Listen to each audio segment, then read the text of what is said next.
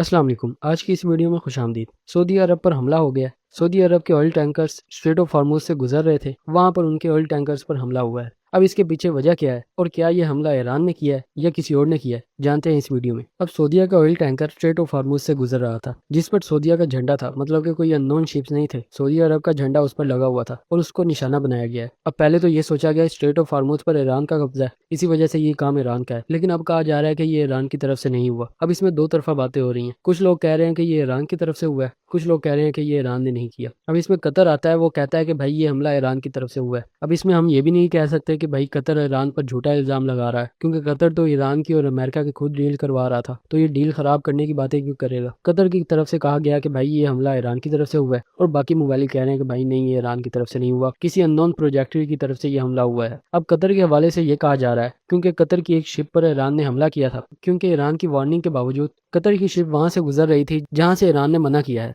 इसी वजह से ईरान ने वार्निंग देने के बाद कतर की शिप पर हमला किया। कहा जा रहा है कि शायद कतर इसी वजह से कह रहा है कि कतर पर भी हमला ईरान ने किया था, इसी वजह से सऊदीया पर भी हमला ईरान ने ही किया होगा। लेकिन कतर पर जो हमला हुआ था उसकी तो जिम्मेदारी ईरान ने कबूल कर ली थी कि भाई ये हमला ना हमारी तरफ से हुआ है और ये वजह इसकी ये थी। लेकिन सऊदीया के हवाले से अभी कोई बयान नहीं आया। सऊदीया के हवाले से सारे यही अंदाजा लगा रहे हैं। कुछ लोग कह रहे हैं कि भाई ईरान ने किया, कुछ लोग कह रहे हैं ईरान ने नहीं किया। अब इसके अलावा नुकसान तो कोई काफी ज्यादा नहीं हुआ, ना ही शिप के हवाले से कोई नुकसान हुआ है, ना ही मालियत के हवाले से कोई नुकसान हुआ है। लेकिन मसला ये है कि शिप पर सऊदी अरब का झंडा लगा हुआ था, और झंडा लगे होने के बावजूद किसी ने उस शिप पर निशाना बनाया है। इसका मतलब ये है कि वो सऊदी अरब को निशाना बना रहा है। अब इसमें पाकिस्तान के लिए मसला ये है कि पाकिस्तान सऊदी अरब को हिफाजत दे रहा है। अगर सऊदी अरब को कोई हमला करेगा तो उसका जवाब पाकिस्तान को देना पड़ेगा, और अगर इसके पीछे ईरान हुआ तो ईरान और पाकिस्तान के मामला भी खराब हो जाएंगे। उनकी दोस्ती जो गहरी होती जा रही है वो भी कम होती जाएगी, उनके दरमियान भी दरार आ जाएगी। अब इसकी वैसे तो किसी ने कोई कंफर्मेशन नहीं की कि ये हमला किसकी तरफ से हुआ है। एक तरफ अंदाजा ये भी लगाया जा रहा है कि शायद इसराइल की तरफ से ये हमला किया गया हो, क्योंकि इसराइल तो वैसे भी चाहता है कि ईरान और अमेरिका की जो जंग खत्म हुई है और डील हुई है उसको वो किसी ना किसी तरीके से खत्म कर सके, क्योंकि ज्यादातर फायदा तो ईरान का हो गया। ना ही अमेरिका और इसराइल को कोई फायदा हुआ है, ना ही वो अपनी बातें मनवा सके। अमेरिका कहता था कि भाई वो रजीम चेंज लेके आएगा, वो भी नहीं हुई, और उसका भी उल्टा हो गया। जो लोग आयतुल्लाह खुमैनी से मोहब्बत नहीं करते थे, मतलब उससे गुस्सा थे, वो भी अब उससे मोहब्बत करने लग गए हैं। वो कहते हैं कि भाई आयतुल्लाह खुमैनी ने कुर्बानी दे दी है। यही वजह है कि नेतन्याहू पागल हो गया। वो कहता है कि भाई हम इस डील को नहीं मानते, और वो ऐसी हरकतें कर रहा है कि ये डील खत्म हो जाए। अब जो ईरान ने कतर की एक शिप को निशाना बनाया था, वो भी इसी वजह से बनाया था कि भाई वो जो रूट था जहाँ से वो शिप आ रही थी, वहां से ईरान ने मना किया था कि वहां से कोई शिप नहीं आएगी, ना ही जाएगी, और वो शिप वहां से गुजर रही थी जहाँ से ईरान ने मना किया है। इसी वजह से ईरान ने पहले उनको वार्निंग दी कि भाई यहाँ से ना गुजरो, लेकिन वो माने नहीं। वो वहां से गुजरने की उन्होंने कोशिश की और ईरान ने उस पर हमला कर दिया। मालियाती तौर पर कोई ज्यादा नुकसान नहीं हुआ, लेकिन हमला तो हुआ है ना। और इसके बाद डोनाल्ड ट्रंप आ गया कि भाई ईरान ने खिलाफ वर्जी कर दिया डील की, तो ये जो है ना डील खत्म हो गई है और अब हम ईरान पर हमला करेंगे। अब वैसे तो डोनाल्ड ट्रंप की बातों को कोई सीरियस नहीं लेता, सुबह वो कुछ और बोलता है, रात को कुछ और बोलता है, इसी वजह से इस पर कोई ज्यादा बात नहीं हुई। अब इसके अलावा सऊदी अरब के भी ऑयल टैंकर को निशाना बनाया गया है। अब देखना यह है कि आगे क्या बनता है। वैसे तो इसकी अभी कंफर्मेशन नहीं हुई कि किसने किया किसने नहीं किया। कुछ लोग ईरान का नाम ले रहे हैं, कुछ लोग इसराइल का नाम ले रहे हैं, कुछ लोग कह रहे हैं कि किसी और ने किया। अब ये तो बाद में ही पता चलेगा कि इसके पीछे किसका हाथ है। अब वैसे तो ईरान जब भी हमला करता है वो उसको कह देता है कि भाई ये हमला जो है ना वो हमने इस वजह से किया और ये हमने किया और इसके पीछे ये वजह थी। लेकिन ये जो हुआ है इसकी तो अभी कोई कंफर्मेशन नहीं आई, ना ईरान की तरफ से आई है, ना ही किसी और की तरफ से आई है। तो ये जो अभी मामला है वो अभी खत्म नहीं हुआ, ये आगे देखो क्या बनता है। और अगर आपको वीडियो अच्छी लगी है तो लाइक करें, शेयर करें और चैनल को भी सब्सक्राइब करें। मिलते हैं अगली वीडियो में, तब तक के लिए अल्लाह हाफिज़।